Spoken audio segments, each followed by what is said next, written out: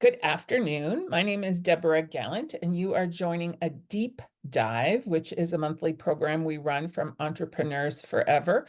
We bring a guest presenter in to share their knowledge and expertise on a topic that we think our small business owners could use to learn more about. Today, we have Rob Brown from CDI. We'll introduce him and his background in just a moment. Um, just a few things on our agenda.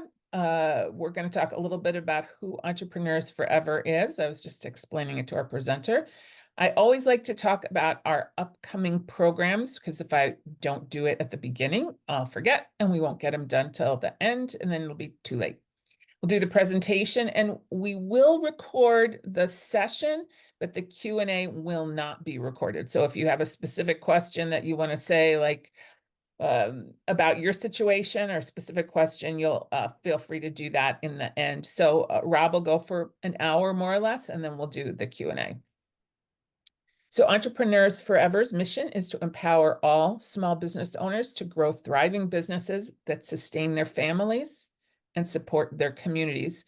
We have weekly sessions. If you're watching this live or on video, you can sign up for one of these weekly sessions and learn more about our program.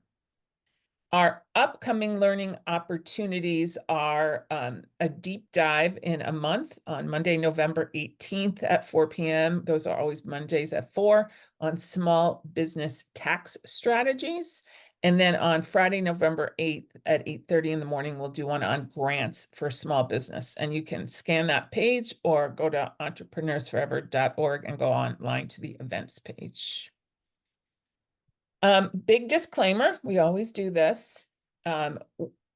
We do not claim to be giving you the kind of advice that you can get from your own paid advisors.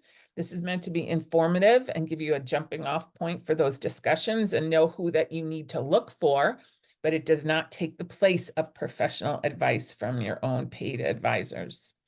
So today's topic is about options for exiting your business, and I have recruited Rob Brown from the CDI, Cooperative Development Institute in Maine, to talk to us today. He is somebody I encountered in my professional life when I was doing some work here in Berkshire County, Massachusetts, helping figure out what are the options for small business owners when they're ready to retire. And Rob has been thinking and working on this a long time. Hey, Rob, I think the picture of you on the PowerPoint deck is the exact same outfit that you're wearing. Is that your signature outfit? The red shirt, the check shirt. I like it. I just noticed that when you said that.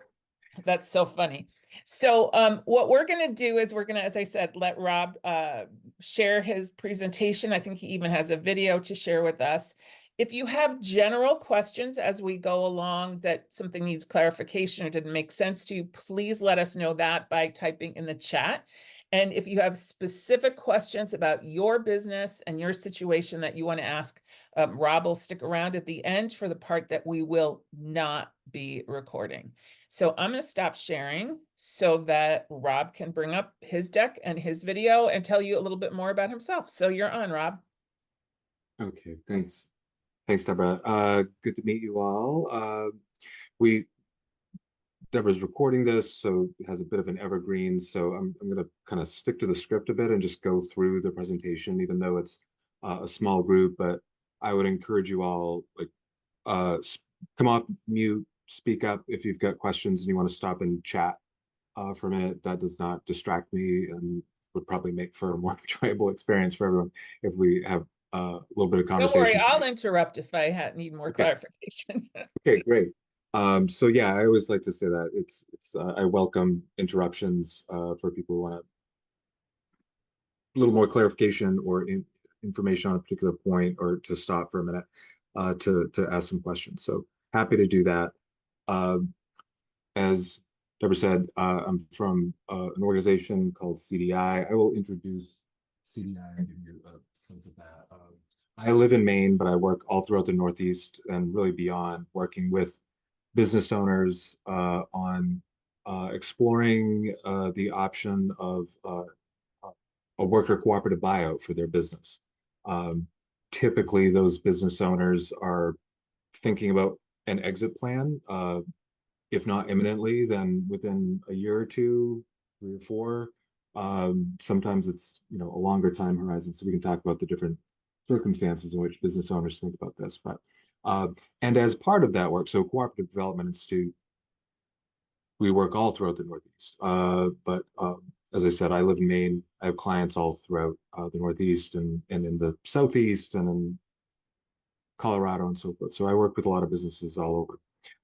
As part of that work, we do exit planning education sort of like this, kind of like what we're doing today. It's an introduction into the questions you should be asking yourself, the considerations you should be taking account of, just basically trying to get you to get your own ball rolling and think about first, second, third steps in that process, and ideally come out of this with some pointers about where you want to go as a next step.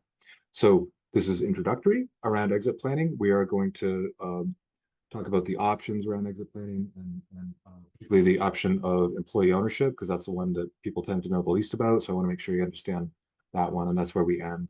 And we'll start with that. Anybody have a question to start with? I'm going to show you a quick video to start, and then we're going to launch into a presentation. Any starting questions? Okay. Let's do this.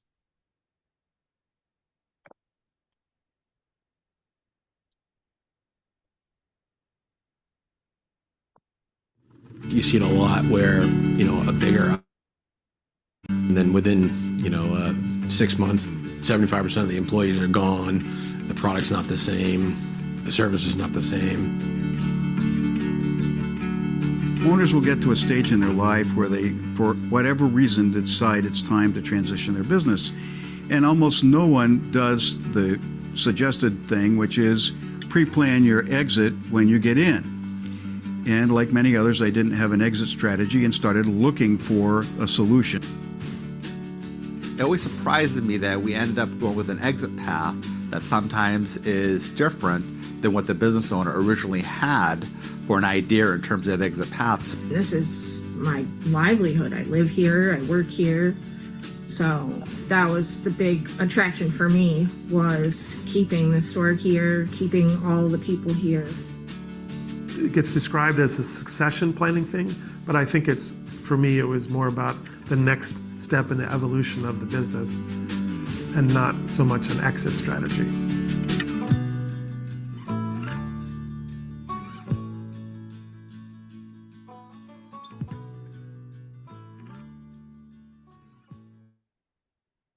There, that's just a little introduction to set the stage. This is what we're talking about, right? Like, as Bruce said, most business owners don't do the suggested thing, which is to pre-plan your exit before you get in, and to have that strategy so that you're building toward it over time. So we're going to talk a little bit about that. And so let me start with this presentation. We'll start in. And I'll get rid of this bar. There we go. So this is what we're talking about today, this idea of planning for tomorrow. Not everybody's idea of retirement is to go fishing, but you get the picture. A lot of people want to think about the next stage in their life or figure out how to get out of their business, realize their retirement, but they have spent a long time building a business, decades often, but they don't have any experience in thinking about how to get out of the business, and they don't understand the process or the options, and they don't know who to turn to ask questions of. They don't know who to turn to for assistance. So this is a first step, a light touch, dip your toe in the water moment where you can do that, get some of that knowledge and start thinking about this. So I always put this in the framework of knowing what you want, understanding your options, and then being able to achieve your goals. If I can, there we go. So CDI, Cooperative Development Institute, we are a nonprofit organization. We're a business development, cooperative development organization. We work throughout the Northeast. We do a lot of different types of cooperative development. We work in housing. We work with a lot of startups, startup entrepreneurs and entrepreneurial groups. and the work that I do is working with existing businesses on transitions to worker cooperatives, uh, and that is business ownership solutions. So this is a program I'm the director of. Um, and so we do this type of work here, from basic introductory exit planning, working with businesses to explore the idea of, could their employees take over the business? Uh, we do a lot of financial and feasibility analysis. We have a CPA on our staff that does business valuations, business planning, up to and including transaction structuring, like actually structuring a buyout. We are not a lender. We work with other lenders who finance the companies that we work with. And then after a worker buyout, we work with that group of workers over time, because there's still work to be done to help them be successful, and so forth. So we do a lot of business and financial education with groups of workers to essentially turn them into credible, bankable buyers All right, of so Rob, land. two questions here. Does this cost money to the business owner? Uh, yes. We sometimes have grant funds. We are a nonprofit, like I said. So sometimes we have grant funds, depending on what type of business or where you're located. Uh, we do a fair amount of work as a nonprofit. We do a fair amount of work that is just part of our nonprofit mission around education and helping businesses understand what the option is. At the point at which we are establishing a relationship with a business and they're a client, we at that point establish a contract, a fee for service contract, um, to actually like do the work of bringing them to a transaction that would allow them to sell their business and allow their employees to buy it. All right, so just to clarify, they'd still probably need their own attorney and CPA and all of Absolutely. those things. You Yeah. just help direct and manage the process. Okay, so that was question one. Question two is, I know some of my entrepreneurs are not in New York and New England. Some of them are in Pennsylvania and some are a little further afield. Um, do you help them, or do you send them to a partner organization? It's possible that we might be able to help them. We also, I will show you at the end of this presentation, just there are folks around the country that we would refer people to who may be more local, including in Pennsylvania or the Northwest or other parts of the country. There are people who do good work, and we can refer you to them if you're in a different region. Perfect, thank you. Great. So this is a national survey by the Business Enterprise Institute. This is just demonstrates what I think probably you all know intuitively. Just as the average population of the U.S. is getting older, as is the average age of business owners. Baby boomers started a lot of businesses, and they are coming to the end of that life cycle, and they're now thinking about how to exit their business. So there is something of a generational bubble to this work. But this is a graphic from the Business Enterprise Institute showing about a third of business owners think they're going to retire from their business in the next 3 years, another quarter in the next 3 to 5 years. So, I mean, if you're looking at 5 to 10 years, over 70% of business owners think they want to be out within a decade, and over half, or about half, are thinking they want to be out in the next 5 years. So that's a pretty tight timeline. There's not a lot you can do to change your business in that period of time, to impact its value. Well, we're going to talk a little bit about that. And then just the fact that nationally, half of business owners are 50 plus, and in rural regions, it's 60 plus. So business owners are getting older, just like the rest of the nation. And in fact, they are a bit older than the rest of the nation on average. And the reason this matters, like I said, we are a nonprofit that focuses mostly on the Northeast. So some of this data is in the context of the Northeast, but just in the Northeast, New England, New York, there are over 200,000 small businesses with employees. So small businesses with employees, not just single person businesses, where the owner is nearing retirement. And a lot of those business owners have not done anything, taken any steps toward developing a succession plan, an exit plan. Only 17%. A lot of business owners will think, I don't have time for that. when I'm ready to sell, I'll get a business broker. They'll take care of it for me. But only 20% of business listings ever sell. And family transitions are declining in success, and there is nothing indicating that that decline is not going to continue into the future for lots of intergenerational dynamics about what young people want to do. For every business that sells, 9 liquidate and close, particularly for legacy businesses like larger, older businesses who have a great track record, they are more likely to be closed than to be sold. And then the smaller and more rural a business, the greater the likelihood of liquidation and closure. So not that this is just a rural challenge, but this is a challenge for all communities. It's just that the smaller and more rural a business, the liquidation and closure, we would assume is the outcome you would prefer not to have, because you're leaving a lot of value on the table if all you do is liquidate the business. You're not selling the business, you're just selling assets or inventory or perhaps real estate.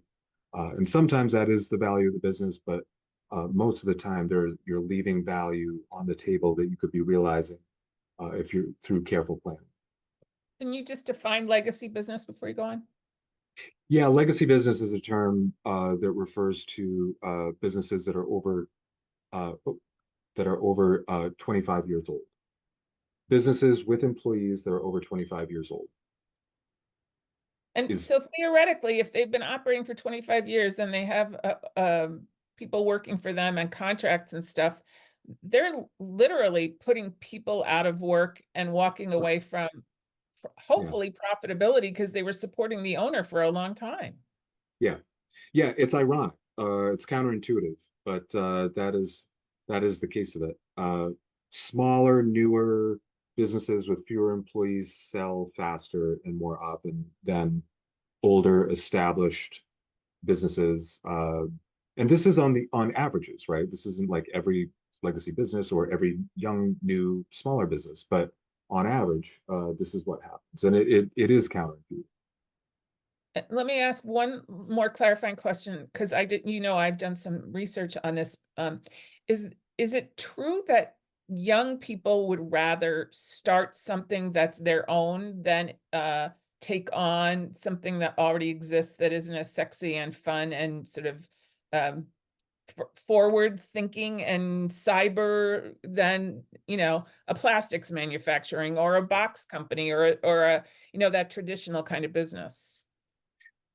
That is a contention that gets made. I'm not sure that it's based on much of anything. I've never seen a meaningful, comprehensive survey that shows that to be true. It's certainly not true in all instances. There is a subset of younger people who are going to think like that. There's a subset of people who will think like that at any age. I think there's a much larger subset of younger people who would probably like opportunities that allow them to stay closer to home or where they want to be. And so, this isn't to say that this is the path for every business at all. That's not at all what I'm saying. But and there are those new businesses or newer technology businesses, et cetera. But those businesses are going to tend to be startups. So if somebody's got a great idea and they've got the great entrepreneurial spirit, have at it. But that is not the majority of folks, or it's actually a small minority of folks. The vast majority of people out there are risk averse, if not like risk intolerant. So entrepreneurial startups, there are definitely people like that, but that's not the vast majority of people. So what happens to the rest? Yeah. Okay. I wondered if that had come up. Yeah. So this whole thing that we're describing has been termed the silver tsunami. I didn't invent that term. Actually, came up. It was AARP that came up with that term. But you get the picture. Just this oncoming wave of baby boomer business owners who've built value, have built enterprises of value, but don't know the process or options around exit planning and don't know who to turn to for help, and the potential bad choices that get made or lack of planning that could lead to bad outcomes around all of the businesses that have been built over time. So getting into some exit planning ideas, and again, I just want to stress The goal here is to introduce you to the topic, to give you some questions to be asking yourself, some considerations you should be taking account of, give you some basic information so that you can start thinking about your next steps and make some informed choices about how to pursue them. So like I say, a lot of times with exit planning business owners, they haven't even defined their own goals. What are their personal goals, professional goals, financial goals? What are their goals for the business, for their employees, or their family? They're not clear on what their own goals are. And if you haven't clarified your goals and prioritized them, you can't very well come up with an exit plan that will meet them if you haven't defined them yourself. As the saying goes, if you don't know where you're going, any road will do, applies perfectly here. So a few things to think about in terms of exit planning. There is the basic lack of proper planning or just no plan at all. That can often, I mentioned, lack of setting goals, being clear about your goals with yourself, your advisors, your family, your managers, your employees, whoever needs to be in that conversation. These are things that are like the procrastinator's excuse, right? I don't have time for that. I'm too busy running the business. I don't save time to work on the business. Uh, there can often be, or sometimes be, liquidity issues. I can say we've had a number of times where a business owner has come to us and they actually owe more debt on the business than what the business is worth. And that's not necessarily a bad thing if you have 10, 15, 20 years left and you've made big investments in new infrastructure, a new line of business, expanded your plant, etc. And you've taken on debt to do that. But if you have not begun to realize the return on investment, uh, then you're going to have liquidity issues. You're going to be upside down. And so you just can't sell a business at that point. Somebody might be interested in buying it, but it's not going to work for what we do. Uh, Family succession issues can oftentimes get in the way, inadequate successor management or leadership development. If you're the only person who knows how to do anything in the business, no matter how many employees you have done yourself a disservice by making yourself uh, uh, by making yourself so necessary to the running of the business that you don't have a management team or you don't have leaders who can make the business move forward and take care of business in your absence. You've actually devalued your business at that point in doing that. A lot of business owners have unrealistic business value in their mind, for good or bad. I've talked to business owners who think their business is not worth much and they're pleasantly surprised, but can't imagine how they could ever realize it. Lots of business owners, it's the other way around. They think their business is worth far more than it really is, or they realize that what their business is worth is not what they had hoped for as they thought about retirement and have put all their retirement eggs in the basket of selling that business. And then sometimes maybe you move through the whole thing, you've got a buyer, you've got a plan, and there's just improper deal structure and the thing falls apart after the fact. And that's really unfortunate. But that certainly does happen. Rob, when you talk about the goals, help me think about what goals are you thinking? Like, do I want to exit by a certain date? Do I want any participation? Do I need cash? What kind of goals should we be setting? Uh, all of those and many more. The key ones are timeline and how much money do you need or can you live with? And those are often two different assessments, but very much timeline. And then just personal goals. Like, is it a goal? Is legacy a driving goal for you? Is the preservation of the business and rewarding the employees who helped you build it a goal for you or not? I don't make any judgments. But if that is a goal for you, then liquidation and closure is like really not going to help you fulfill that goal. A lot of small business owners are very proud of what they've built and very much want to see it continue in some form. So, if that is true, then liquidation and closure is a bad, you're not meeting that goal. It could be family goals. If you think your goal is for your children to take over the business, but your children want nothing to do with the business, or you've never even talked to your children about the fact that you expect them to take it on and are they interested, then you've got a goal that you have not articulated to the people who you expect to help you fulfill the goal. So there's a lot of different types of personal, professional, financial, timeline type goals that you need to think through. This is where I would say, you know, the assistance of an exit planner. There's a whole universe of folks, certified exit planners. They can really help you articulate uh, what your goals are for yourself. They're not going to tell you what your goals should be, but they can help you really refine and articulate and prioritize what those goals are. But And they are typically sometimes personal, it's professional, financial, and timeline. And sometimes it doesn't have to be all or nothing, right? A lot of baby boomers are planning a runway, right? They want to Yeah, work part-time, or they're willing to take back the loan, some yeah, of the money that goes invested, so that it doesn't have to be all or nothing on a specific date either. But that's what those exit planners help you think out, right? yeah, yeah. It actually is rare. That's probably one of the myths. Is that it could be all or nothing. I mean, it is a very rare feat to sell a business, have somebody cut you a check, and you walk away to go fishing, right? That's rare. Uh, there is usually a runway. Most of the time, there is some sort of runway. Well, I'm actually going to touch on that in just a second.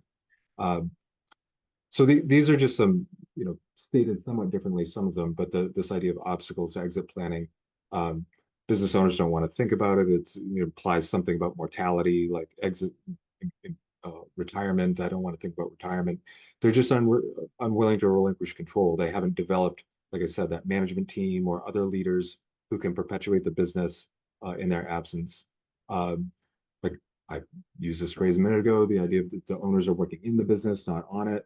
Uh, do business owners who do the payroll, business owners who run cash registers, or business owners who are so busy doing the business of the business that they're not actually thinking about how to grow the business, how to stabilize the business, how to expand the business, how to make it more sustainable.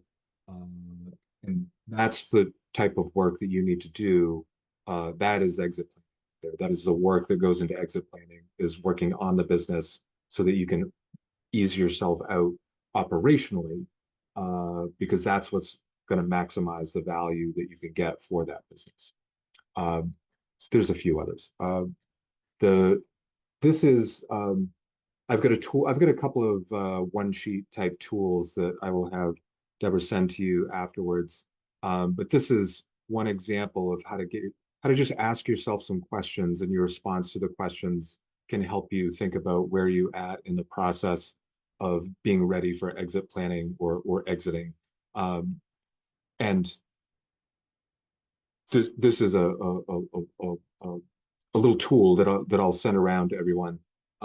This is certainly not scientific. It's completely subjective, but it just gives you a series of questions and rankings based on how you answer the questions, that gives you a sense, a starting sense on how much you've done to prepare in terms of exit planning.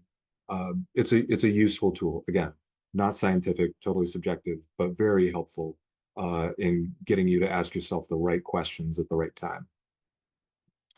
This is another tool that I'll send around. This is getting at business value. Again, this tool is not going to tell you what your business is worth, but it's going to, as you walk through this and think about these questions, it's going to help you understand, have I run this business or developed this business in such a way that I've enhanced its value, or that I've diminished its value? And in the language of this, it's like lower risk versus higher risk. Um, so, if you can look through the questions, you can see that there's a continuum. The business model requires strategic thinking and expertise, or the business model is simple enough for anyone to execute. A lot of this gets to, again, as I've brought up several times, that you're building your leadership team of people who know how to run the business and allow you to step out for varying periods of time. Uh, is there a question in the chat? No, I had just done a webinar about a year ago on how to value your business, literally showing you how to work the numbers. So I thought I would just put the link to that Oh, in okay. there, because I Yeah, think that you're right, that people don't know what their business might be worth. And so I thought I'd just share that link. Sorry to yeah. interrupt. No, that's great. Yeah, definitely. There's a lot of resources out here. This is just a very introductory one sheet that asks you some key questions that get at business value and help a business owner understand if their business is worth more than they think or less than they think. a lot of times a business owner will come to me and say, you know, I own this hardware store, and my friend who owns a hardware store in the next state over sold his business for $1 million. So my business must be worth $1 million. And maybe, but probably not, because those things don't have anything to do with each other. There's a lot more that goes into understanding business value uh, than just that. Uh, so this is another tool I'll send along to you. So that's just, as I said, some of the questions to ask yourself, starting considerations. Uh, the next step around this in setting of goals based on those things. The next thing you got to think about is what your options are, and there really, outside of liquidation and closure, there really are only three broad options. You're either selling it to somebody outside the firm and the family, or it's going to someone in the family in some manner, or it's going to somebody within the company. There's no other options beside that. So it's either an external third party open market type sale, or it's a family transition, or it's some sort of transition where it's going to someone in some form within the firm. That's it. So if you think about that, well, again, just to recap before choosing any strategy, right? Define your goals. This is what Deb was asking about. The idea of selling the business is not the same thing as retiring. This is when Deborah brought up the idea of that runway. This is what we're getting at. Selling the business, you may be able to sell the business, but the people who are buying it, person who's buying it, may require you to stay on in some sort of operational role or consulting or strategic development role for some period of time as a condition of the sale. So just to say that selling the business is just one step in exit planning, it's not the whole thing. Ultimately, I assume your goal is to retire, but these things are often sequenced. And then the third bullet, just understanding the difference between ownership, governance, and management, sort of follows on the second bullet, which is selling the business is that ownership transition, but who is stepping in to make the strategic, big picture, medium to long range type decisions about the firm. That maybe that's you're on the hook for a year or so with some on a consultant basis with that new owner to help them think through that as they learn how to manage the business, or maybe it's vice versa. Maybe they know how to make the bigger picture strategic decisions about the business, but they are requiring you to stay there if they're going to buy it in an operational management role. And just being able to distinguish between these three things, which very few small business owners can, is helpful when you're thinking about exiting the business. Because, as I said, selling the business is just one part of exiting the business. There are multiple parts. So just so you know, an outside sale, uh, a lot of people think you're just going to get a business broker and they're going to take care of it for them, and it's a clean break, and they're going to get cash and they're going to walk away. And that can be true of an outside sale, but not usually. Certainly not always. Same with it can result in the most proceeds up front, often, but not always. Certainly, it's not nearly as easy as business owners think, as the statistics showed before. Um, the one thing I always want to caution business owners to think very carefully about is the impacts on employees, customers, and vendors of trying to market your business on the open market through a business broker, through a business listing like Biz Buy Sell or something like that. Uh, no matter once your employees, your customers, your vendors, once they know that you are actively trying to sell the business, if they don't know what the future brings, they're starting to think about their plan B. For the simple reason is they don't know what the future is going to bring. So your best employees are thinking about what are they going to do if they don't like what happens. Your customers are worried about what's going to happen if they don't like what happens. If somebody comes in and changes the whole thing from what they're used to. Same with their vendors. Your vendors rely on you, for their sales. So they are worried about that. So one of the most important things to think about in terms of an outside open market broker type sale is to really think carefully about how it gets rolled out, how it's communicated to employees, customers, and vendors, because it can really backfire if that's not handled carefully. And then just in terms of options, you mentioned a business broker. Some businesses, private equity is a target. I always encourage people to think about your competitors. If you own a hardware store, You want to sell it, you want to exit, and somebody else owns 1 or 2 or 3 hardware stores, they may want another hardware store. They know the business, they know the supply chain, they know the numbers.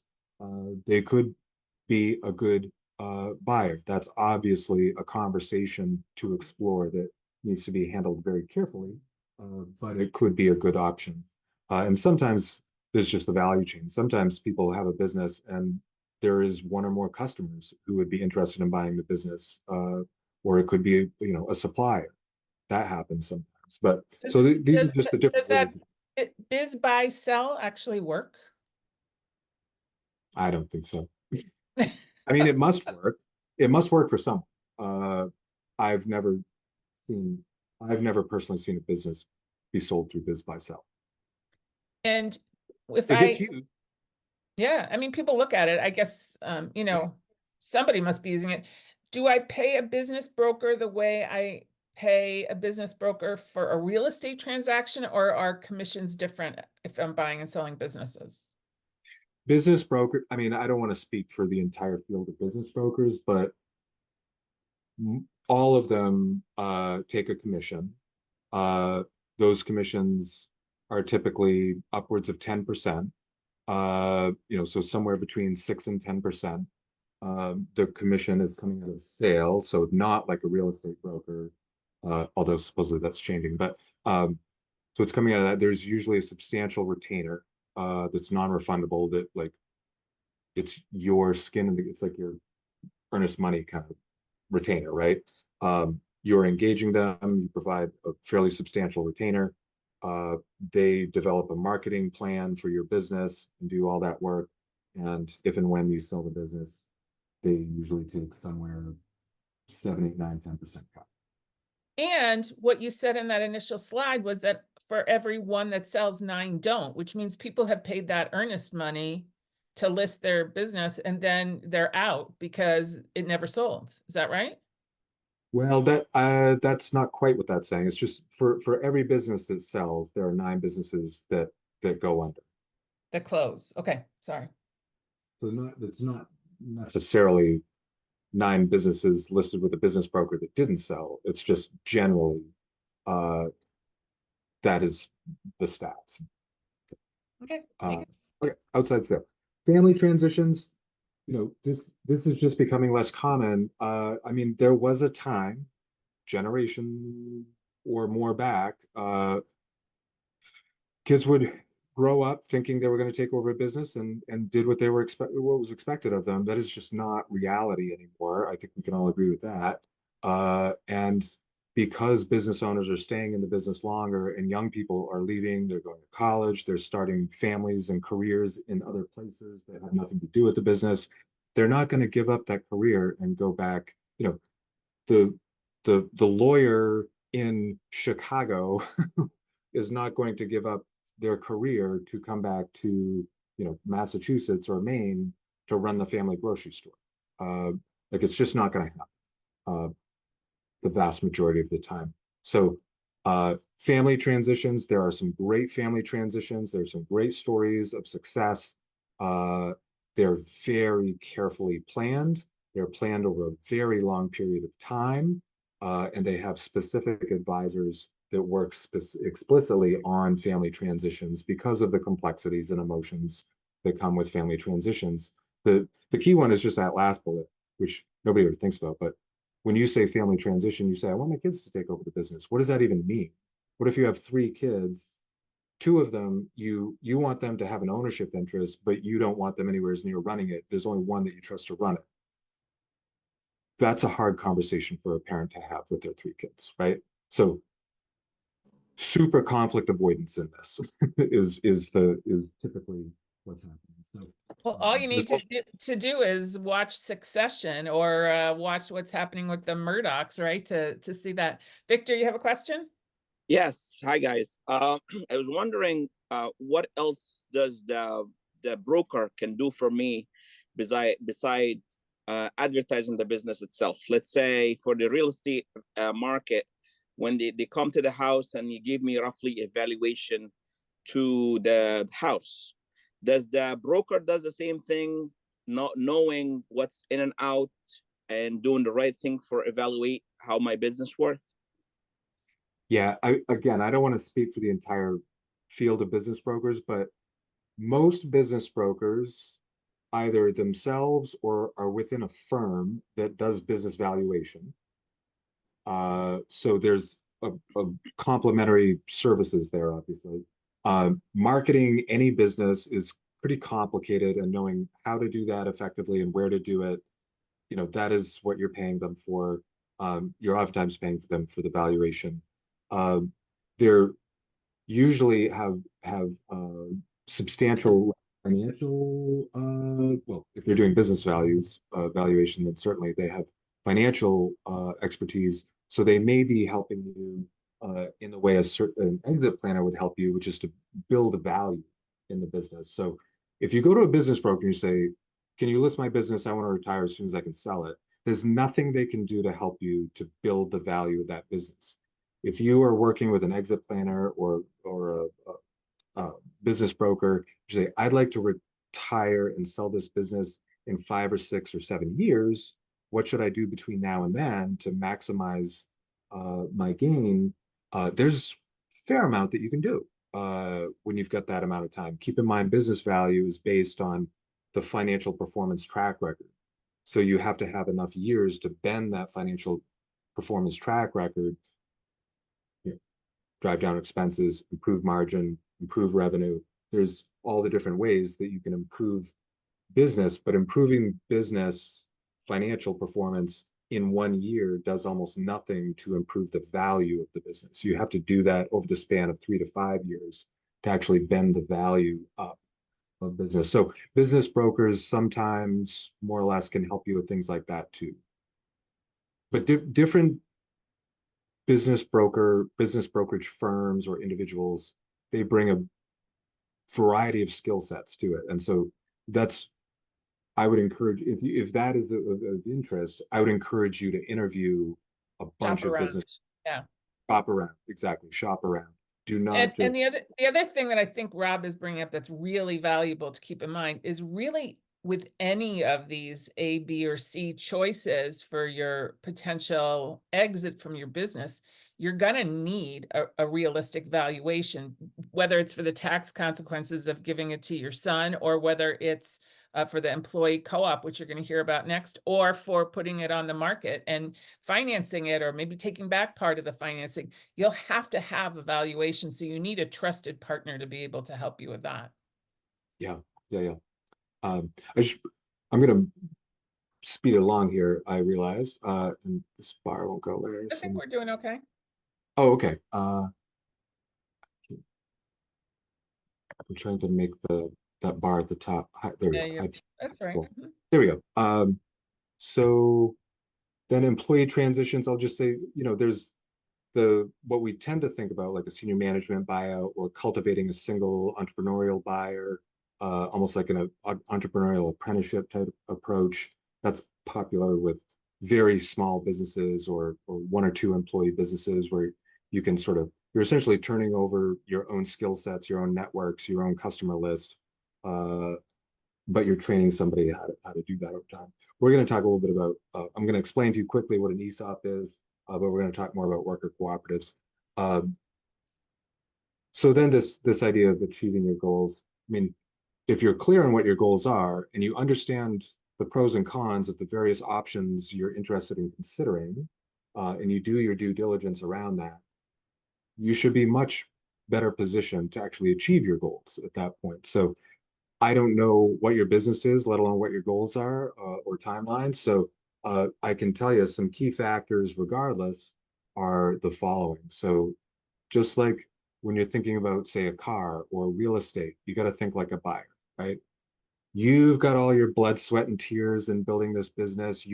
So much of your identity is wrapped up in it, on and on and on. But anybody buying the business, honestly, they don't care about that. They're buying a client list, they're buying a going concern, they're buying cash flow, they're buying all of that. So if you can think like a buyer and just try to be objective about value and the questions that you're going to be asked, you will be in a much better position to be a good seller. there's so much I could say about this, and we do whole training programs around this, but this idea of identifying, cultivating, and locking in your key leadership, that could be locking them in with, and by lock in, incentivize wise, right? But locking them in with, like, maybe there's an equity stake, maybe there's some sort of incentive plan about what would change for them. But building your bench, building your leadership team, your management team, and incentivizing their staying there and working with you through a transition makes them feel indispensable and makes them truly indispensable to a new owner, ideally. So that's just a really important piece of this. Make sure you have your own team, right, of advisors who understand what you want to do, why you want to do it, when you want to do it, and what you need out of it. Always got to say, separate your personal finances from your business finances. If you've spent the entire time you've owned a business making it look on paper like it doesn't make any money so that you can avoid paying taxes, that's fine. I'm not the IRS. I don't care. But you can't then turn around and say, oh, but look, it really is like super profitable, because they're not going to be able to get financing. You're not going to be able to get a proper valuation. And then lastly, I would say take a long vacation. If you want to sell your business, my first question when business owners come to me is, can you take a week's vacation? Could you leave for a month? Could you leave for 3 months? Could you leave for 6 months? The longer somebody can leave that business and have it run effectively, the clearer it is that they've built the systems, the market, and the leadership team to make that business as valuable as it could be outside of themselves. And that's the key to being able to sell a business. Yeah, Victor? Yes. Back to what you were saying earlier, to the purpose of strategic planning this to increase the value of my business. But now when I go start thinking about a buyer, when I go think about being a buyer, I would like to have some potential to grow the business. Let's say if I'm trying to sell the business and I know there's a certain potential to bribe my buyer or tell them this is a room, you can increase the business and add more value.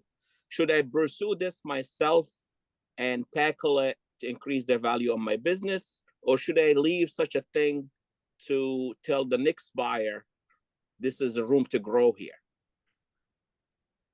That's a great question. That is a great strategic question that all of the weediest of details really matter in answering it. So if if you came to me and said, I know it looks on paper like my business doesn't make any money, but here's all the ways it could grow, here's the real profitability, here's all the stuff that I've hid or that I think is a potential, my first question is like, well, I'm going to doubt you. So, there's a problem with doing that. The proof is always in the pudding. People will pay for a business that is appropriately valued. And if you've shown, because of the profitability, of the growth, of the leadership team, that, the business is worth $1 million, nobody's going to pay you $1 million for a business that on paper is only worth $500,000 because you're asking them to take some leap of faith. So it would be a unique circumstance, I would think, for you to be able to say, I think my business is worth $1 million if you do all of these things over the next 5 years. So you should pay me $1 million now. I don't know that you're going to find a buyer who would do that. So I think it's always better to develop. This is not what of course, they get what they paid for. I'm just saying, should I tackle every single aspect to increase the value on the business, or leave something for me if I'm gonna go buy a business and I'm looking at it and to see the evaluate the business, I look to, before I buy it, what can I add to it? What can I make it? Instead of making $1 million, how can I make 2? This is the point I'm talking about. So should I leave some behind? Let's say, and I own a little cafe. I only do breakfast and lunch. So if I tell her, if you open later, you can make another $1,000 a day, or should I tackle that myself and increase the value on the business? That's what I meant. Yeah, okay, that is a different question I was responding to. That's a personal choice. It's like, the question is, do you want to maximize the value that you can pull out of the business? If so, you should open the extra hour a day and prove that that extra hour a day generates Y amount of extra revenue and profitability. Uh, it's up to what you want to do to build the value of the business. Yeah, well, I meant most of the buyers are there. Are they, like, let's say I buy in a business. I'm asking now, you being in the market. I haven't been, but this is how I think about it myself. If I go buy a business, how much can I add to this business to make it better? So in this case, when the buyer comes, they see potential grow in the business. This is what I was like trying to say. So Yes. maybe that give him like little hints. How can he improve? How can we increase? And that's going to take some work and effort and so on. I don't expect him to pay me for that because he's going to want to do it. But I'm just saying, to make it more attractive, just per se. Yeah, it could definitely make it more attractive if you've got ideas. But when somebody buys a business, they're going to bring all their own ideas. So no business is perfect. No business has figured out the ultimate maximization of revenue and profitability and so forth. So new eyes are always going to come up with new ideas. But yeah, I mean, if you've got a business idea when selling the business, I think that would make it more attractive, just to give them an idea. But new business owners they're gonna want to put their imprint on it. They may be like, "That's a great idea. I'm going to do that," or they may be like, "Thanks for the tip. I'm going to figure this out myself," or "I've got other plans." So, if And you've got we can talk about this more in the questions. I want to give Rob a chance to finish his deck, and then we're going to stay on all the way until 5:30 if you want to talk about your own particular situation and questions you might have. Sure. Okay, let me. I want to let you know a bit about that third option about going what we call broad-based employee ownership. So, this is a quote from Entrepreneur Magazine. A lot of business owners do not think about their own employees. They might love their employees, they might think they're great at their job, but they don't think of them as potential buyers of the business. This is just a quote from Entrepreneur Magazine. You'll be tapping into a pool of ready-made buyers that were right under your nose all along. So it's an encouragement to at least explore this option as a possibility. And there is something to be said for employee ownership as a business ownership model. Employee-owned firms, worker cooperatives, employee stock ownership plans, they create more jobs in the good times. They lay off fewer workers in the downturns. They have consistently higher productivity and profitability than similar conventionally owned firms, and they just perform better. So there is something to it. They also have better outcomes for workers, if that's a motivation for folks. They have, particularly around youth retention and attraction. It's based on a big national study of employee-owned firms and young people. So quickly, just to, because I'm not sure anybody here is here to figure out ESOPs, but I do want to make sure people understand what an ESOP is, an employee stock ownership company. An ESOP is it's essentially a qualified defined contribution benefit plan that's invested in the company's stock. So it's always a stock corporation. It's essentially a trust, and the business owner sells the shares of the company to the trust, and the employees are the beneficiaries of the trust. So that's the ownership structure. It is quite complicated. However, there are numerous and really substantial tax benefits for both the owner and the company that becomes an ESOP. So it is something that a lot of business owners will look at.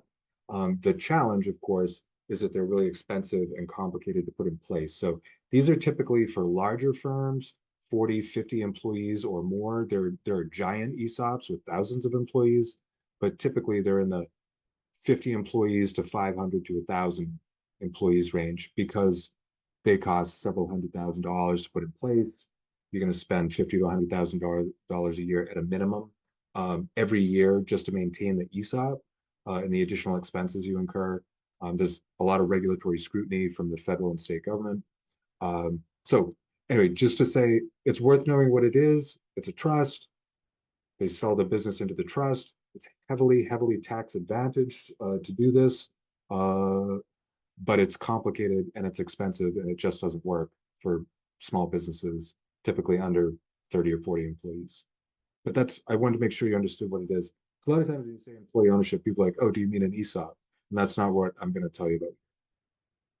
So what I am going to tell you about is a worker cooperative, because this is a much smaller, much more nimble, much more flexible model. We've done worker cooperative transitions where we've helped as few as 3 or 4 employees buy out an owner using the structure. We've helped companies with 70 or 80 employees too.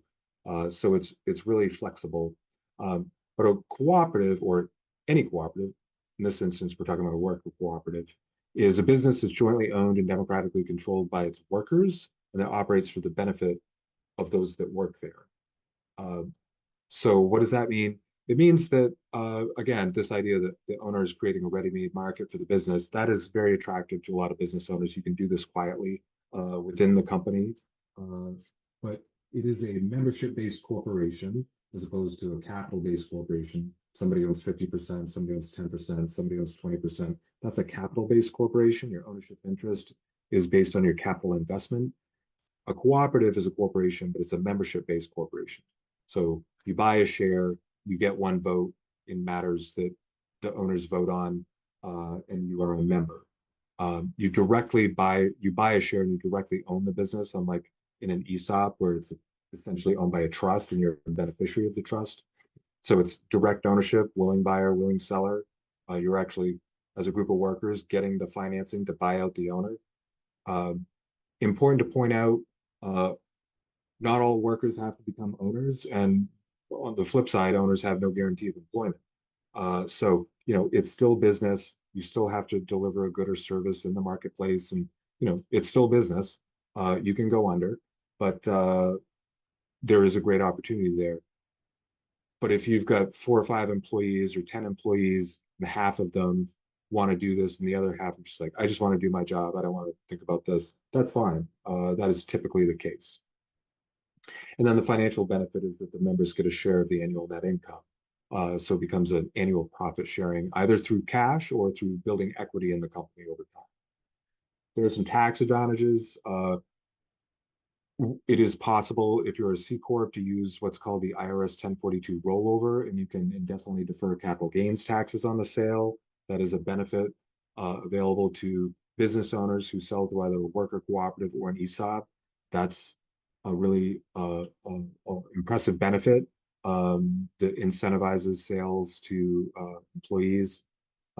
Stock sales as opposed to asset sales are how we structure these. So there is some tax reduction from that, from long-term capital gains as opposed to short-term capital gains or ordinary income taxation. For the company, a worker cooperative exists in a bit of a sweet spot. There's no double taxation, more or less. It is passed through, but you can control the pass through income. It doesn't all pass through to the individual shareholders. And for those that are the owners, there is a tax deduction on the profits of ownership, as opposed to income taxes that they pay on their labor.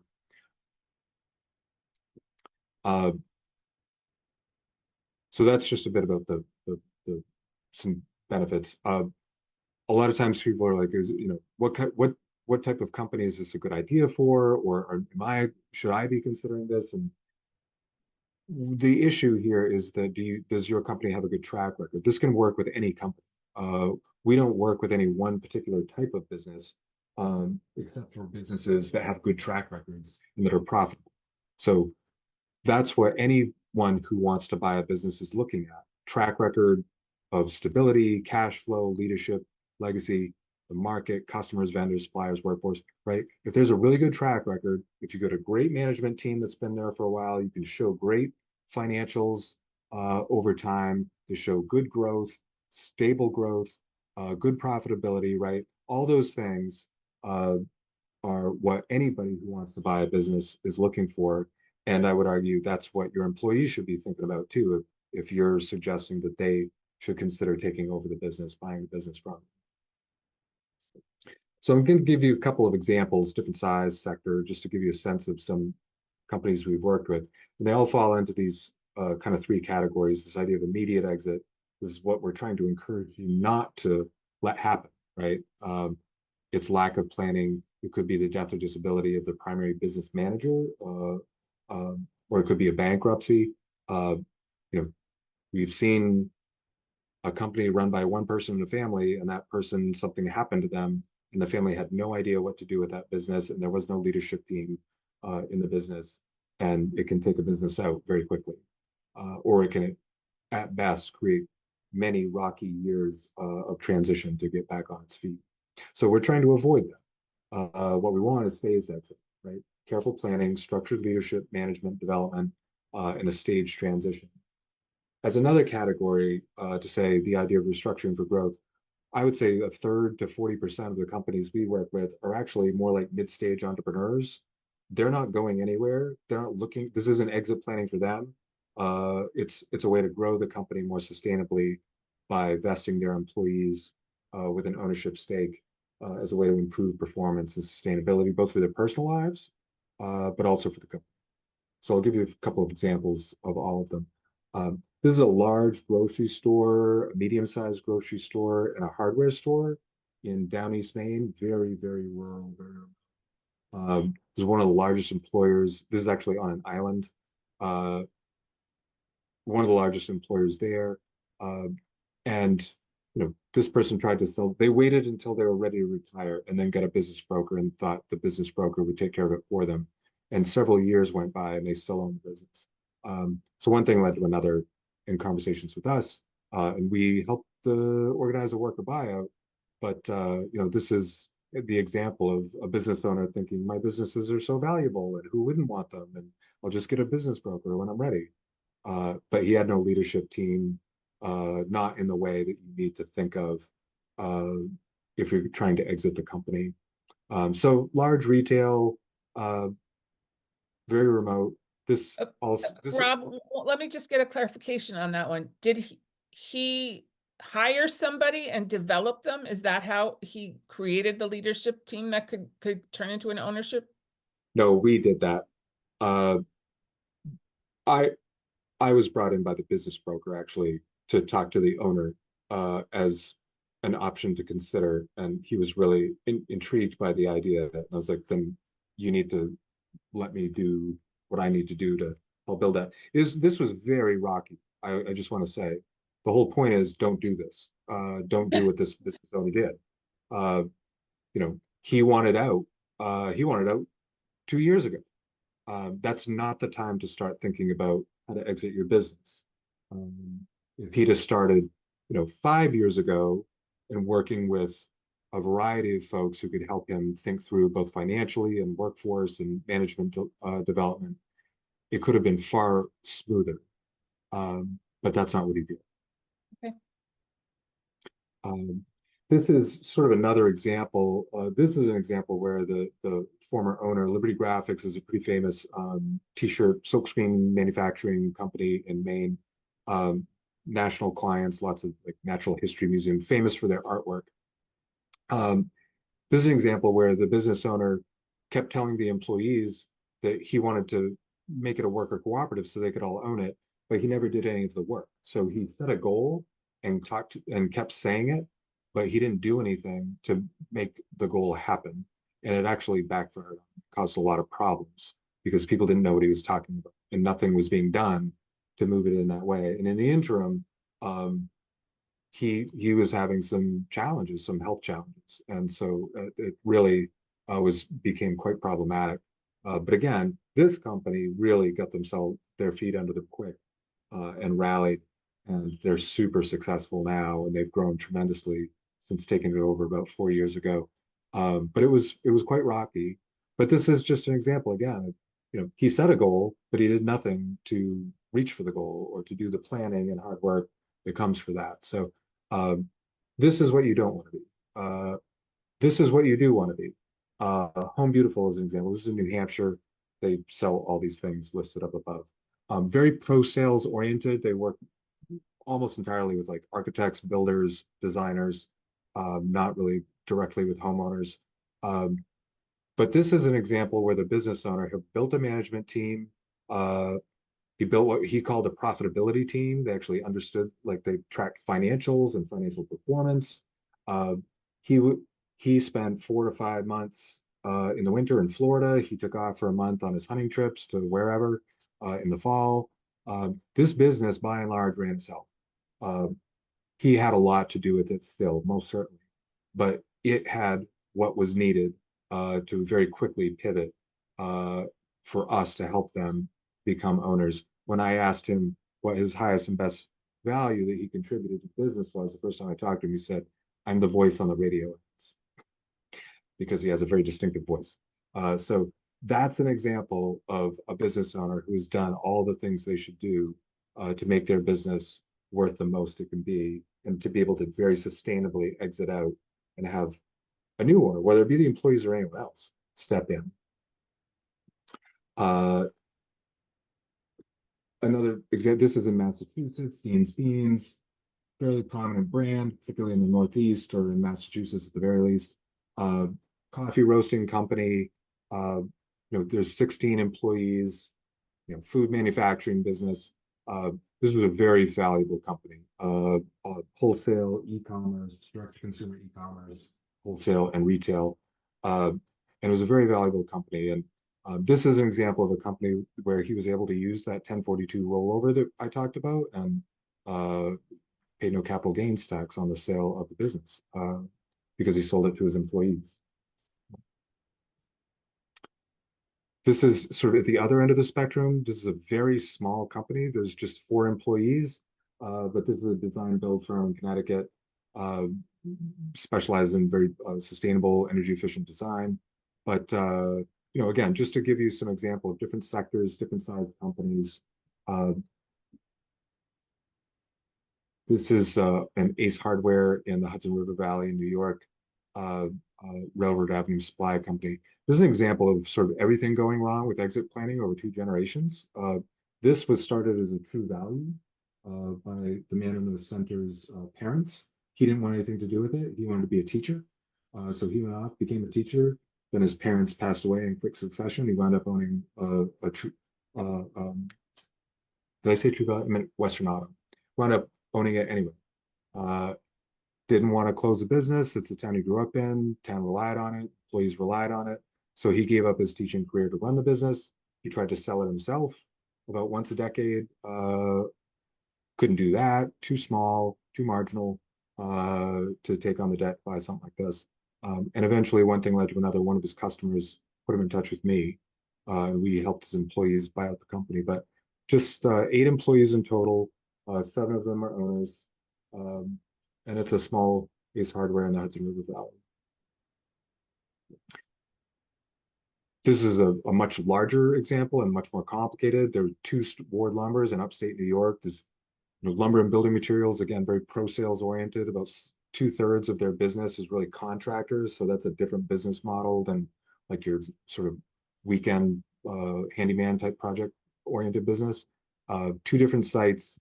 This is a very valuable business. This was a 4th-generation business.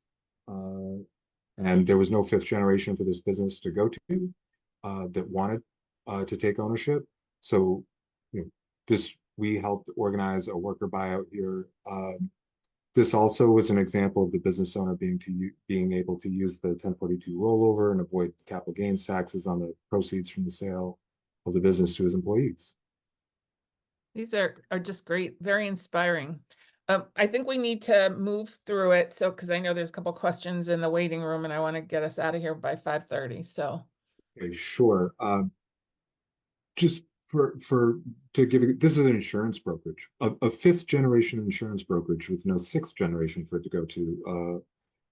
So again, just for a different example of a different sector, this is a landscaping company in New York. This is what I was referring to when I said restructuring for growth. This was a mid-stage entrepreneur, a woman who started this landscaping company, grew it over about 15 years, had about a dozen employees, and it was just too much for her personally. And also just skilled trades, it's typical. Your employees can easily become your competition when they go out on their own. So the idea of vesting employees was really good for them. Um, there are some, I'm going to send you around this slide deck as a PDF so you can take a look at through the rest of these. But these are some of the things I've referenced as some of the advantages and challenges throughout. And I already touched on this. So I can stop there. I'm going to say, yeah, these are. It's all really good stuff. I just want to make sure we have time for questions. And so you'll get this deck, and Rob will also give me his handouts so that, you know, the thing on the risk tolerance and stuff will go in there. I'm going to stop recording. And